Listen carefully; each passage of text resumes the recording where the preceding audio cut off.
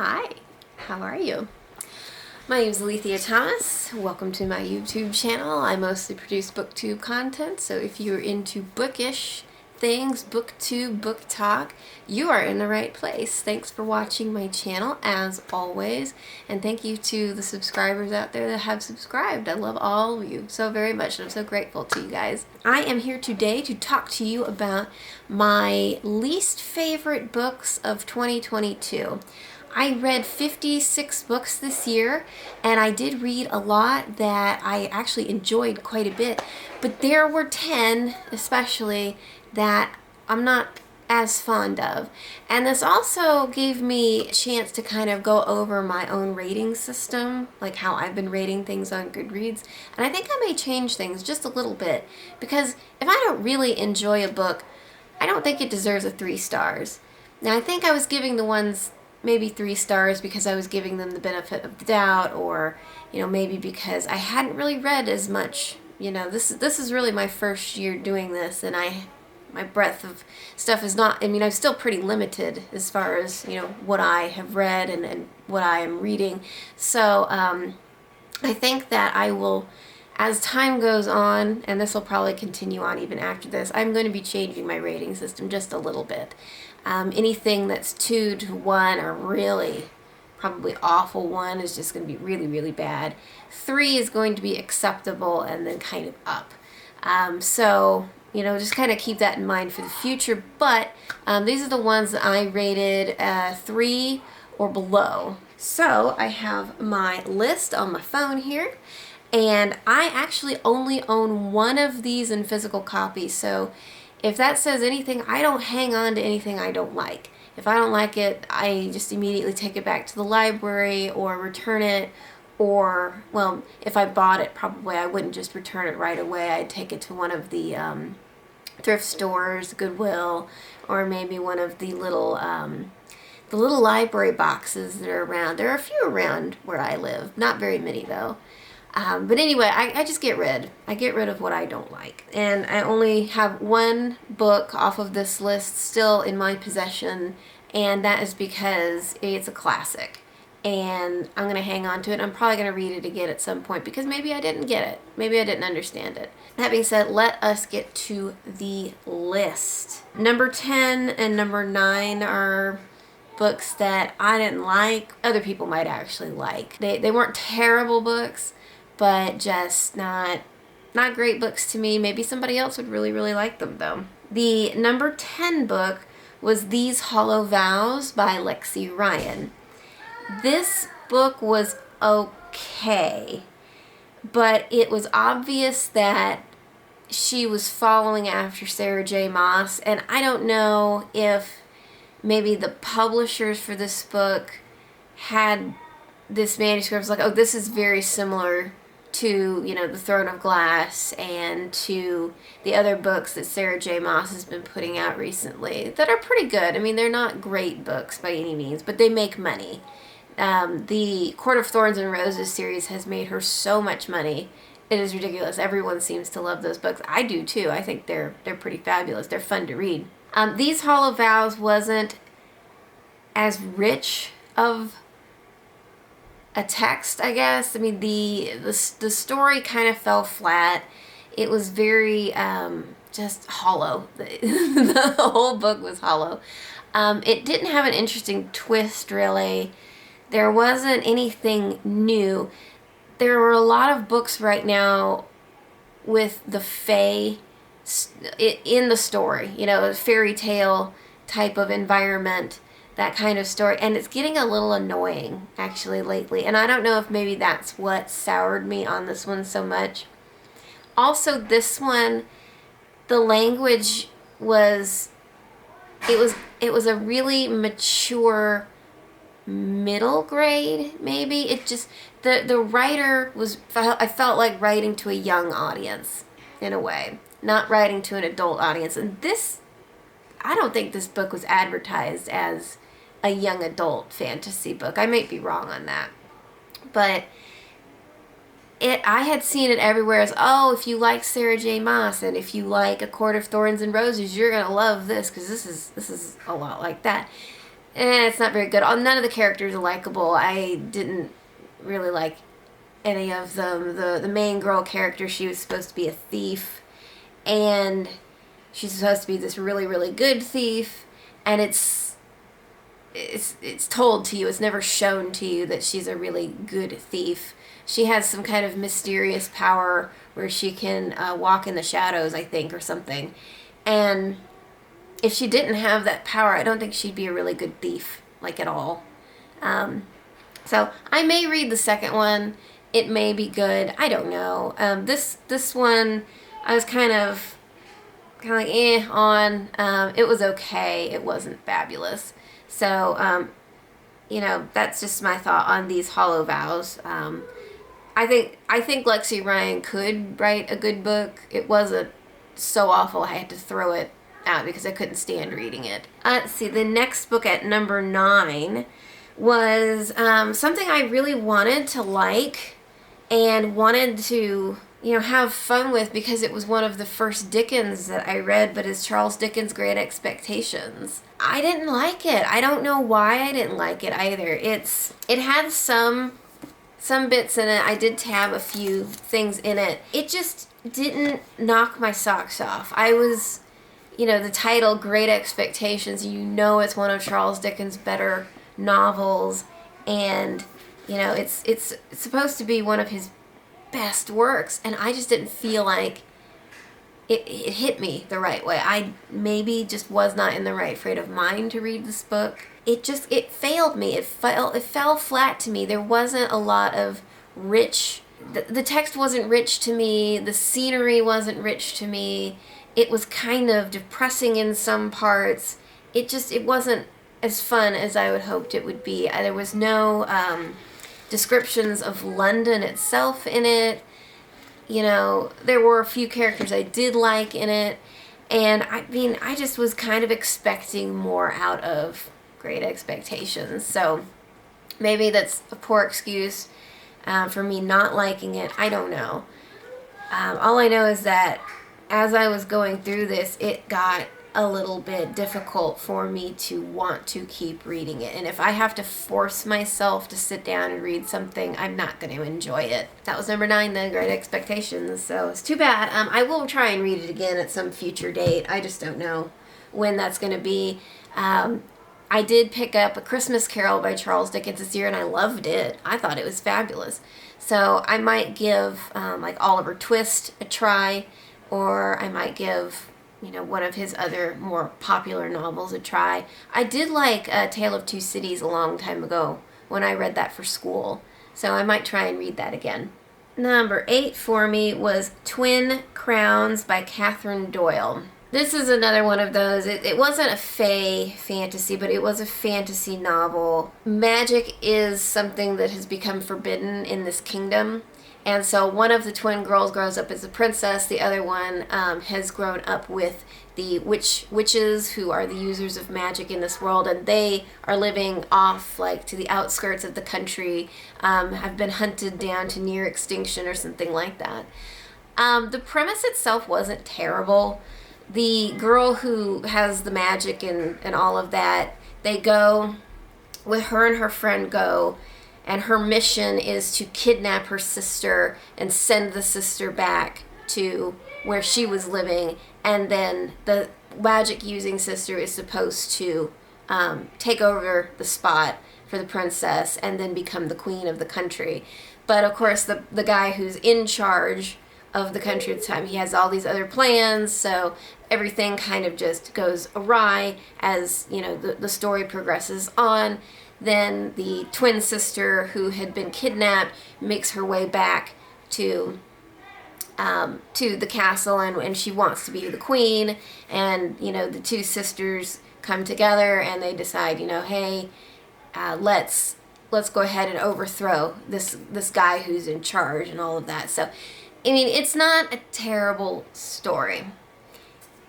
It just wasn't very thrilling, and it wasn't written very well, and I didn't enjoy it, and I liked maybe a couple of the characters in it, but it was not thrilling at all. It just kind of, fell flat on its face.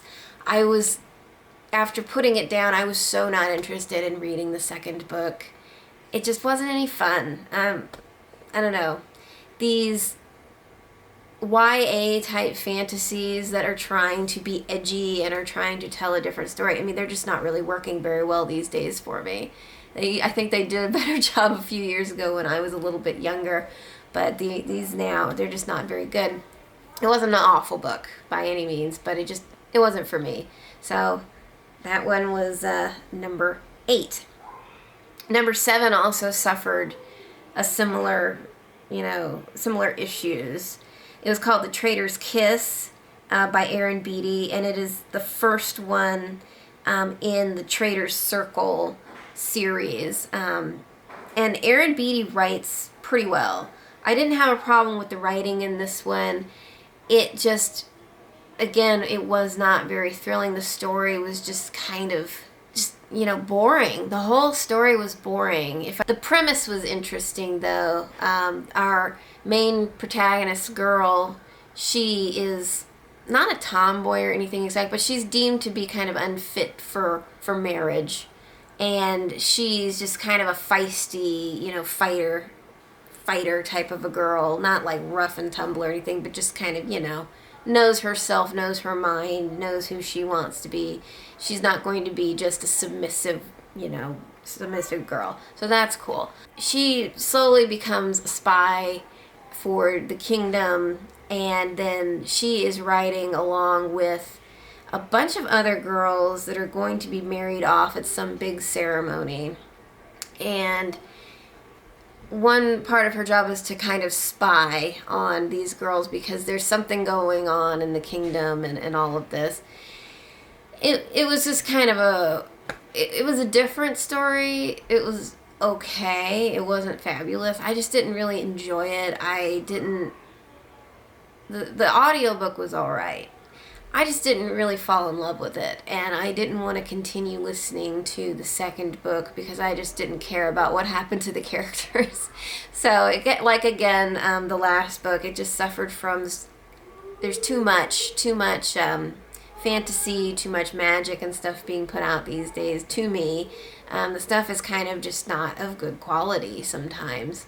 And this one, actually, I think the average review was a 4? No, 3.9, so I wasn't too far off with that, but I gave it a 3, I think. I just didn't want to pick it up anymore. It was just kind of boring. So if the book is boring to me, I have no interest in it. And I think I struggled to finish this one, even in audiobook form.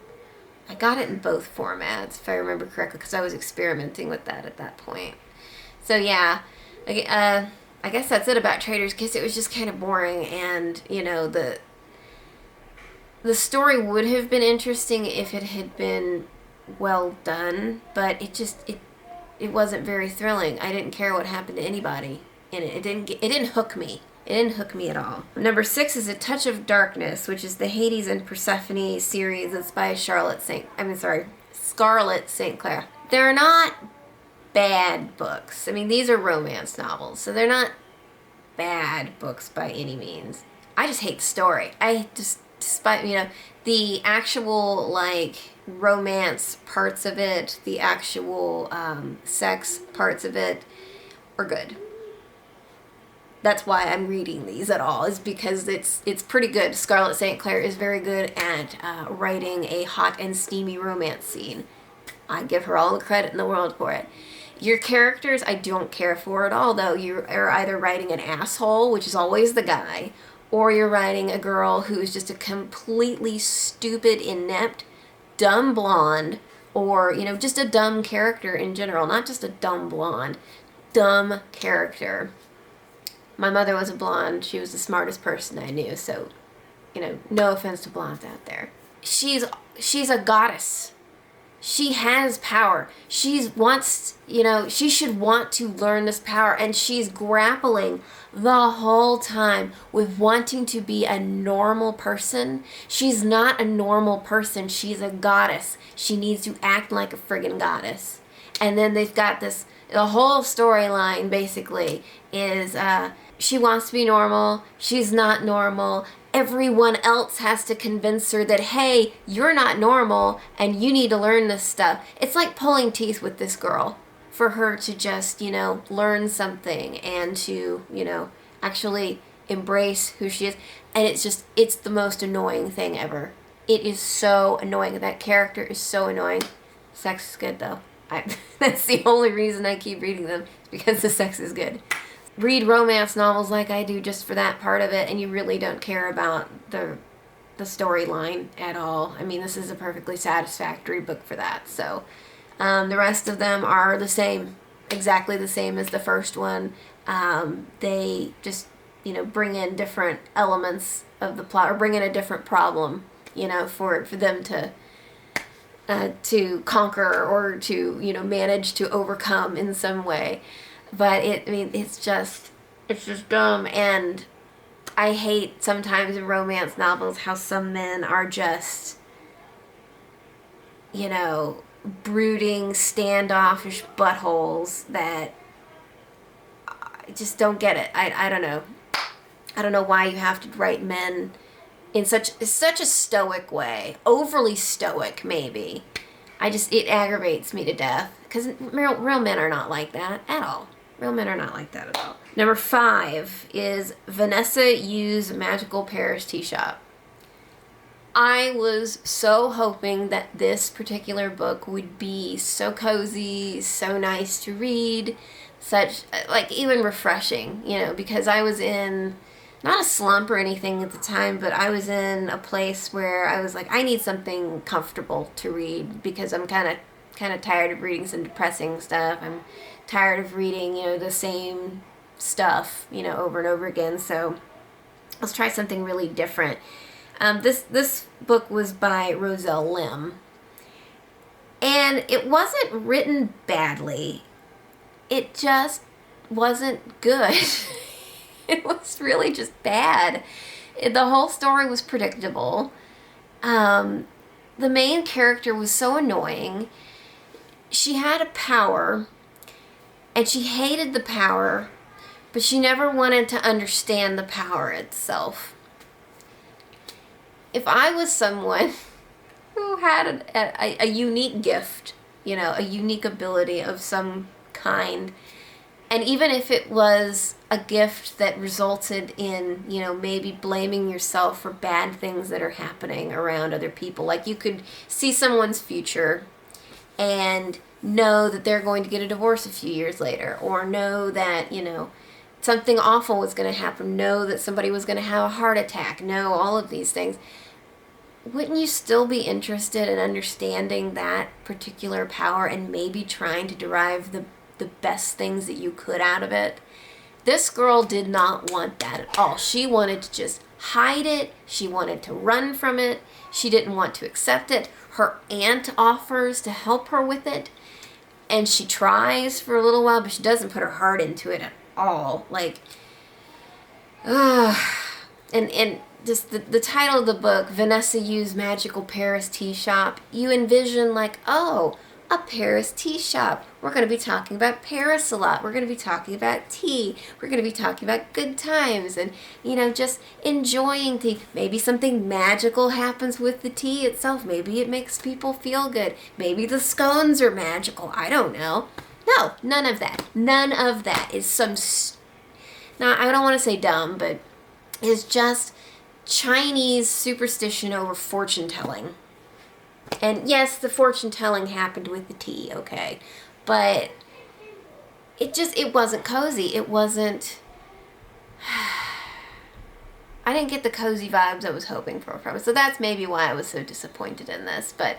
And it wasn't the best written book I've ever read. I just despise the characters. I despise the love interest, the male love interest for the main character in this. He was just kind of a dope, if you ask me. I just didn't enjoy this book. I didn't really like it at all. And it was too bad, because I was really kind of having high hopes for that, because I love tea and I love Paris.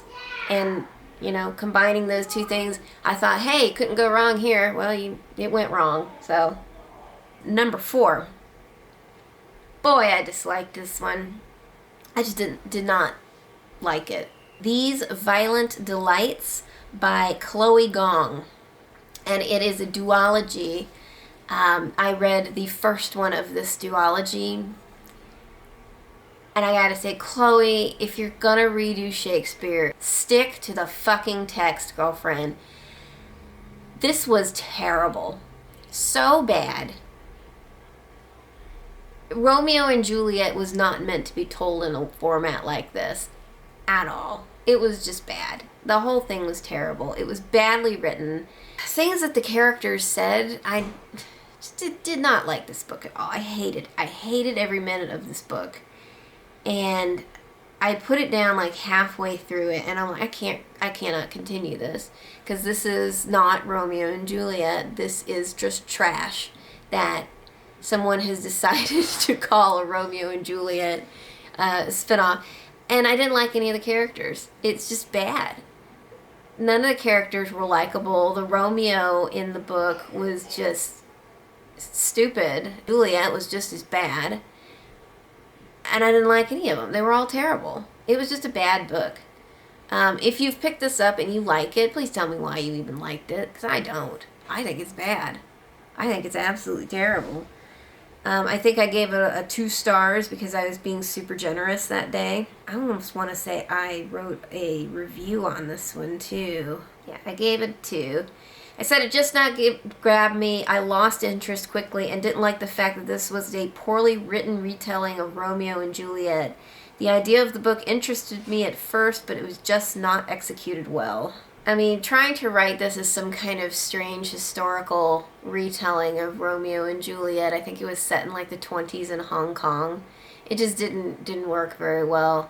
Gang wars and Romeo and Juliet, it just didn't really work at all. And then this weird magical elements going on, and it didn't make any sense at all. So my number 3 was Electric Idol by Katie Robert. And this was the part of the Dark Olympus series and is the second one in that series. I read the first one, I think, in 2020, which at the time, I mean, yeah, it wasn't a fabulous book, but it was something to read. But Electric Idol was bad. Oh my gosh, it was so bad in so many ways. The plot or lack of plot in that book was just so terrible and all over the place. Sexual scenes in it were not nearly as good as the first book at all.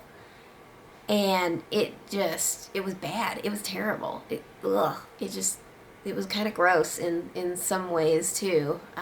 For as far as romance novels go, I usually don't care too much, but this one was just just trash. I wouldn't recommend anybody read it at all. It's just bad. I have no other words for it. It's just bad. And I'm not going to pick up another Katie Robert for a while, probably because of this particular book. The one before it, I enjoyed that one a lot, actually. And I rated it kind of high for Smut Corner. And it was another Persephone and Hades retelling. And actually that one was better than the other Persephone and Hades retelling, the Touch of Darkness series, actually. And people gave Electric Idol 4 stars. Man, I don't know why. But yeah, I think that this one was, oh yeah, that's right. This one was a Psyche and Eros retelling. Scorchingly hot retelling of Psyche and Eros that's as sinful as it is sweet. It was kind of just dumb. I just know. Eros was a jerk off, and Psyche was just described as a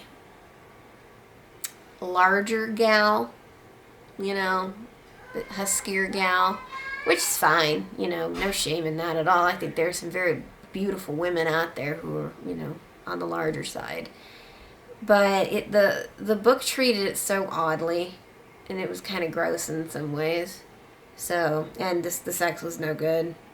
It was really bad.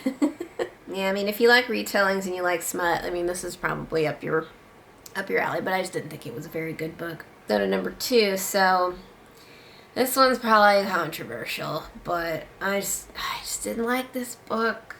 I had high hopes for it because a lot of people love this book, But this was 100 Years of Solitude by Gabriel Garcia Marquez. I approached this book very open-minded when I got it. I was like, okay, this is supposed to be a really profound book, really makes you look at life, has interesting commentary on, living and life and all of this stuff. And I didn't get it. I did not get it. And maybe that's a fault in myself. I don't know. I know that 100 Years of Solitude is just kind of it's a weird story. And it's a generational story. And it seems, and it's kind of a difficult story to explain also. But it is a story about a village and how some important people in this village started it. And then as time goes on, how this family within this village kind of repeats the same mistakes over and over through the generations. And it covers, I think, 3 up to the 4th generation, I think. 3 generations, yeah, of this family. And everything is miserable in this book. Nobody's happy. Everything is just death and despair and depression and it's just awful things happening all the time to these characters in this book. I only enjoyed I only liked one of the characters, and that is because she had her shit together all the time and seemed to be the person that was in charge of the family and actually getting some things done, whereas everyone else in this family just was a worthless human being, I felt like. I don't know. But, yeah, I did not like it. I did not like that book. I thought that book was terrible. And I don't really understand why people think it's interesting, why people think it's good. I just don't think it's good. I think the ending was stupid, for one thing. People, I have watched videos about it. I have tried to get an understanding of why 100 Years of Solitude is considered to be such a great work. I think Love in the Time of Cholera was a much, much better book. I don't know, 100 Years of Solitude was supposed to be even better. I just didn't like it. So, that's just my taste, maybe. I don't like stories that are repetitious, maybe. That might be it. And I also don't like stories that are just super depressing. Now, I know that there are some depressing stories that are very good. I've read a couple recently that I have actually thought were pretty good. Had something to say about, life in the world and, and your place in it. And maybe, to even an extent that this is such a bad thing that has happened in this book. Oh, thank goodness it hasn't happened to you, that it's a possibility, but it hasn't happened to you, so maybe you should feel better for yourself about it. But, yeah, I didn't get 100 Years of Solitude. Maybe a few years from now I'll try and read it again and try to understand it. But I know people love this book. There's some people that feel like that 100 Years of Solitude may be the best piece of literature that has ever been put out into this existence. But I sure don't feel that way. So that was my number 2, 100 Years of Solitude. And then we'll get to my number 1, which is just bad all around. It was just absolutely horrible all around. Is the first book in the Ruthless Boys of the Zodiac series, and it is called Dark Fae. And it is just awful. So Dark Fae was about a boarding school with magical students, magical teachers in it. There are dragon people, there are vampires, there are werewolves, there are all kinds of different types of shifters involved, lion shifters, harpies, just a whole zoo full of magical creatures, if you will. And so Aurora Academy is the name of this school. And our main female protagonist, she is a vampire. Her name is Elise Callisto. And Elise Callisto goes because her brother has been killed and he went to the school. And there was some drug that was going around that was found in his system, so the drug killed her brother, or so people thought. But she doesn't think that that's the case because, oh no, my brother would have never gotten involved in that sort of thing at all. And so she goes to find out who killed her brother. The only clues that she has is that one of the 4 leaders of the Zodiac Academy could have possibly done this. And so she has to meet all 4 of these guys, and she's got to seduce them and try and figure out, who was the one that killed her brother so that she can kill that person and get her revenge. Elise Callisto, she's a vampire, and she's basically going to be this angel of vengeance. So we've gone over that. And she goes, and the whole boarding school aspect of this was just so dumb. I don't get it. Boarding school maybe is not the thing for me. I like dark academia though. I have enjoyed like The Secret History, for instance. And that was, but this one was just lame. I mean, just completely ridiculous. You know how Harry Potter is a boarding school? Like, this is the Skid Row version of that boarding school, I guess. I don't know. Nobody's wearing a uniform or anything. Everyone's just, flashing their tits, flashing their booties. She's walking around like half naked all the time, I think. And it's just stupid. It is, in this book, now it was supposed to be a smutty book, but maybe there's 2 scenes in it and that's it. I think there was one scene I remember for sure, and that was okay. But there was hardly any sex in it, and this book was supposed to be a really super smutty book. That's how it was advertised on Book Talk. And it wasn't. I have read way, way, way smuttier things and that have been written really well too.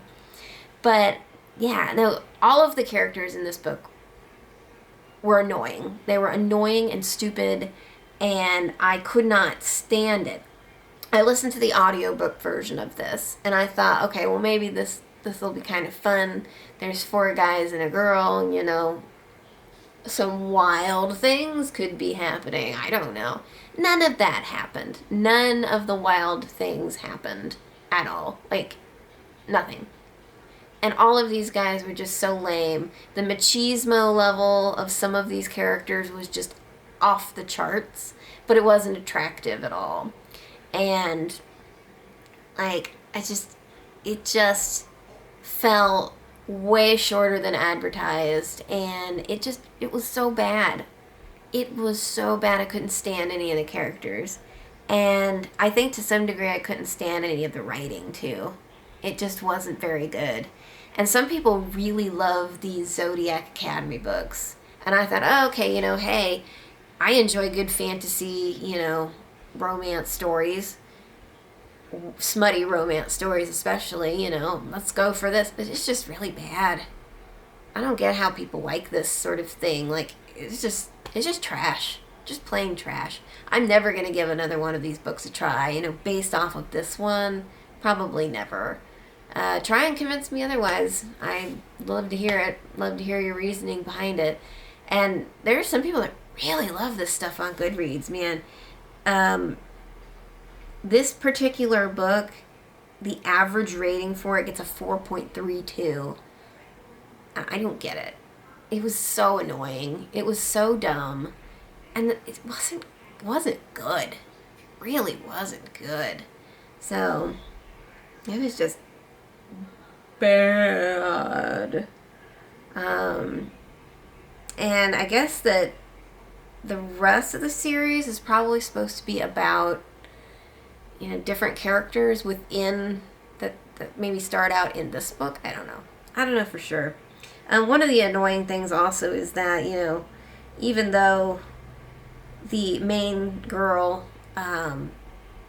is a vampire, she's not frightening at all. Like, she's petite and this is one of those tropes in these romance novels you'll see all the time, is these the main female character is tiny, petite, skinny as a rail, but she has big tits.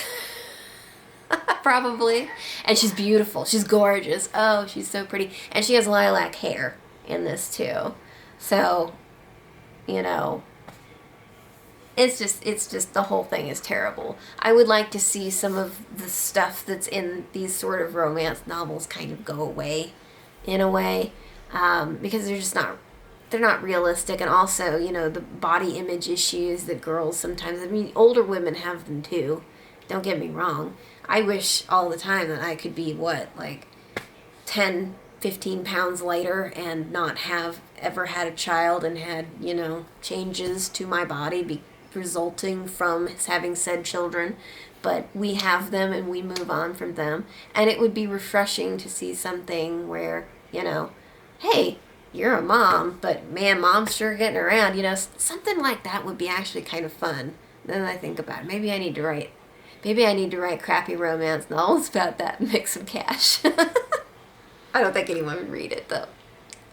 Anyway, so that was my 10 worst for 2022. And I hope you guys like this at all. Give it a thumbs up if you sure did. And I will be coming out very soon with my favorites of 2022. So until then, bye.